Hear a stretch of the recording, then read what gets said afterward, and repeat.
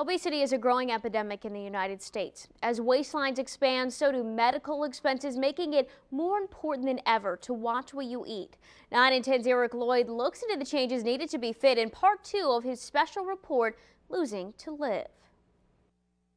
Theresa Borawski is a marvel of weight loss, down more than 275 pounds in just 2 years without a trendy diet or surgery. She simply has just watched what she ate. I know that I've added years to my life. Both of my parents died of heart disease very young, my father at 34 years old and my mother at 54. I knew that I was a walking time bomb. But here's the fine print. Her results are far from typical. I never used the word diet. This is a journey. I changed my life.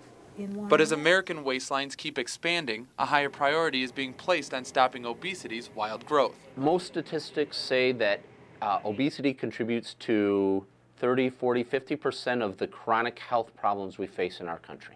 Dr. James Whalen says not only is it exhausting to carry around extra pounds everywhere, the weight literally breaks down your body from inside out. Having obesity, overweight in the picture can put you at a predisposition for several different diseases, cardiovascular disease, diabetes, potentially cancer. Obesity affects many things in our health. It affects arthritis, it affects diabetes, it affects heart disease, high blood pressure. So imagine your heart trying to push blood through, an extra 50 or 60 pounds of fat every day that it doesn't need to necessarily push blood through.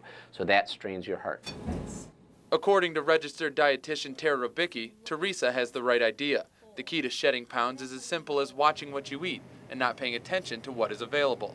Portion distortion is huge. Generally, a lot of the restaurants that we go into, what we're offered as portions is a distorted portion, meaning it's not the accurate amount to be eating at a sitting. But if we start to continually see those same large portions over and over again, we start to accept them as the norm. I don't know about you, but I'm a visual learner, so when I hear portion control is the most important part of a diet, I need to see it for myself. Right here is 3 ounces of chicken. It doesn't look like a lot, but if you stick to it and work hard, you may be able to turn 5 pounds of fat into 5 pounds of muscle. Something that won't show up on the scale, but will as inches melt off. Generally speaking, the accurate portion on a meat, for example, would be about a 3-ounce portion. That's the thickness and length of a deck of cards. So when I do bring out that portion size, I do get some people who laugh. In that case, I just mentioned, well, if you're currently eating a 12-ounce steak, well, then even cutting back to 6 ounces is a good compromise. So slow, gradual changes. You don't have to try to build Rome overnight. Smaller sizes and more colorful options. A commitment to the baby steps can equal large results. Generally focusing on more whole foods and accurate portion sizing. So by whole foods, I mean how they're found in nature. Fruits, vegetables, whole grains, low-fat dairy products, lean protein sources, heart-healthy fats, these type of whole foods that are very nutrient-rich. Theresa didn't allow excuses to get in the way of her goals. You can blame your family, but you have the power to succeed against a genetically stacked deck. Genetics is definitely a part of it.